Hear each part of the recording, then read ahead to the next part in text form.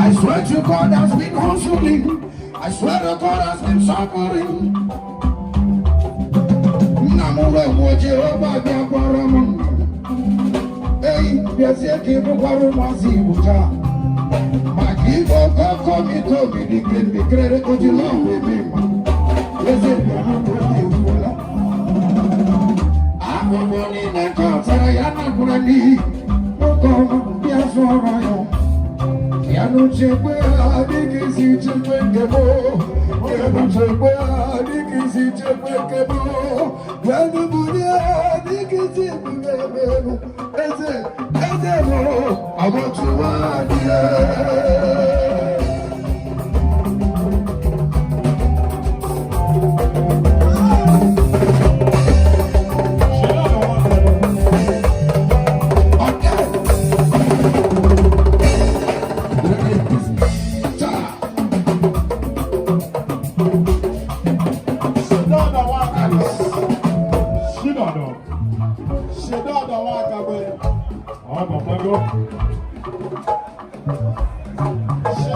This is one of the legends in Naikanafu.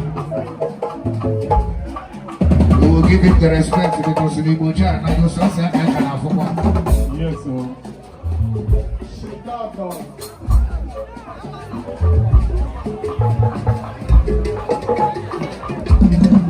The grandmaster will forget the music. She's not done. Yeah, no, the boy on the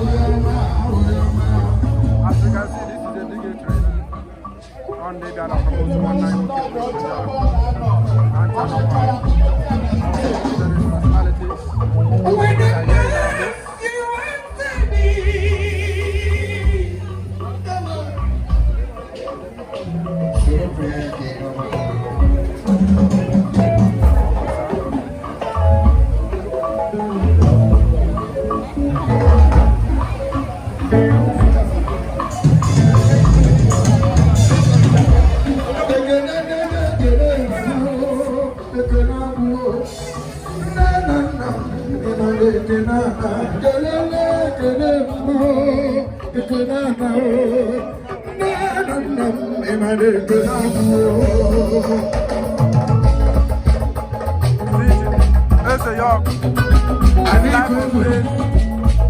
EZE York is still live on stage. Igbo-Jah funeral. Igbo-Jah burial ceremony.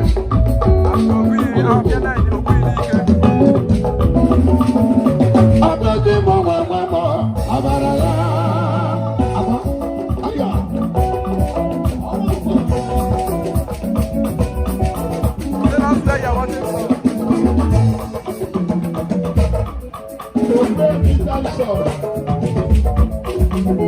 we have night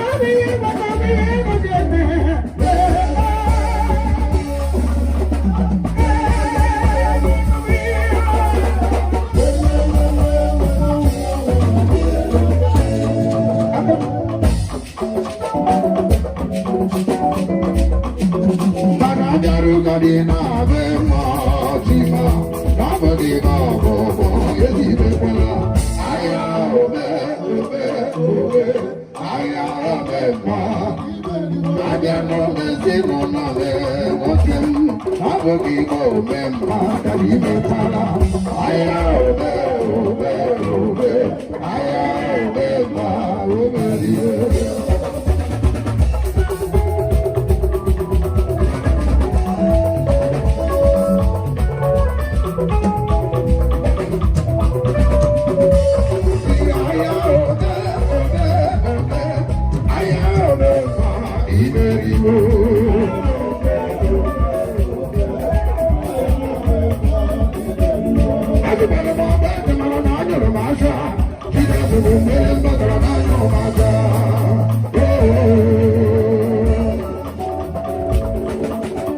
Okezie York live on stage at Igbo-Jah burial after night. Igbo-Jah is an entertainer in Enugu State. I want you to join us as we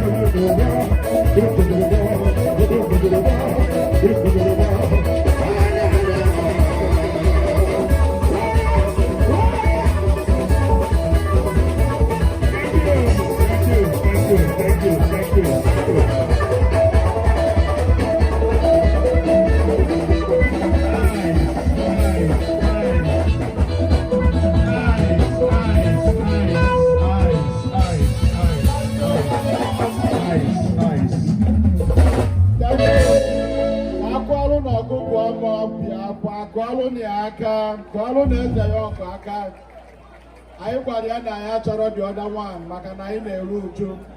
let me welcome first, before I invite the next act on stage, the Honorable Commissioner for Health, Enugu State, as he then was, Honorable I can hear you pass my part. Former Commissioner EZE York has just performed. Say what? Okay.